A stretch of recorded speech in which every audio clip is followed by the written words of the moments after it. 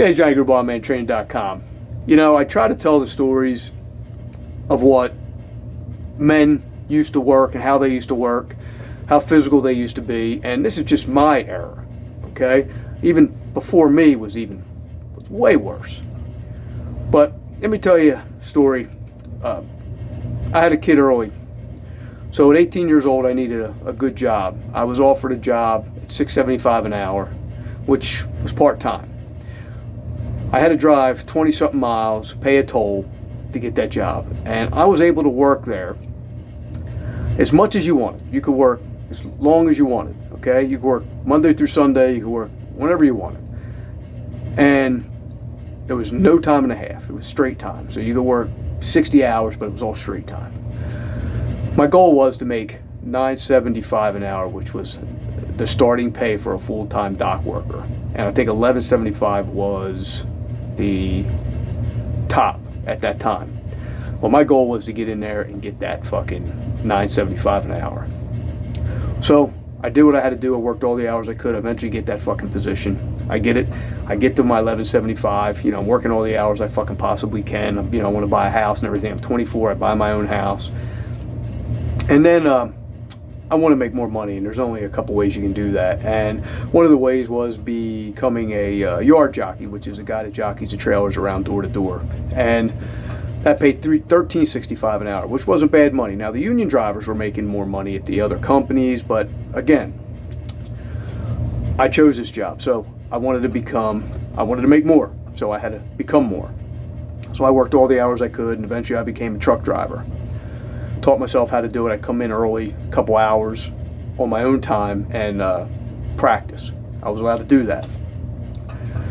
So this company had tons and tons of terminals throughout the United States, and one or two of the terminals went union, and it didn't work out well for them, and they wound up voting them back out.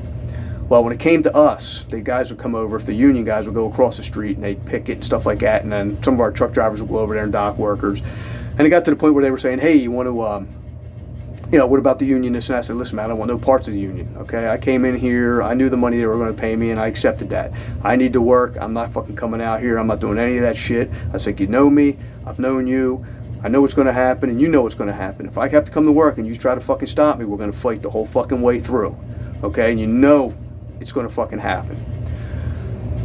Eventually, it didn't fucking go down that way, but I said, I accepted that money.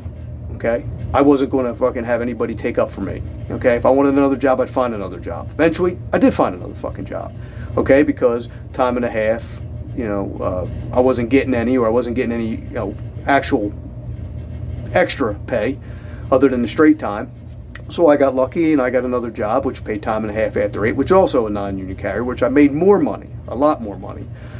But I didn't need somebody to fucking take up for me, okay? I said I'll take this money, and that's what I did, okay? I worked, I needed to do what I had to do, I had to build some skills so I can move on, okay? I've always been able to earn a good living without the union, and I don't know people that really care to hear about these jobs, but the place I worked, man, was a fucking great place to work. It was so much fun. I can't even tell all the stories on here because YouTube would not allow it. They'd be fucking blocked. I mean, the football games, the fucking street hockey on the dock after, the harassments, the fucking the battles, the fights, the wrestling. Nobody has a fucking clue. Nobody has a fucking clue. This is all stuff that you never hear of, and you won't fucking hear of it. Nobody writes about it. Nobody even talks to fuck about it because nobody's making the fucking videos. But that's just one of the things I did when the union came knocking in my life. I said, fuck it. I said, I'll take this money. I honored that. I didn't want to be there. I decided to leave, and I did fucking leave. Okay? That's the way I did it. Gave my 2 weeks, and I was on my fucking way. Now, if you don't like it that way, I don't know what to tell you. If you need men to take up for you and speak up for you, then that's you. Later.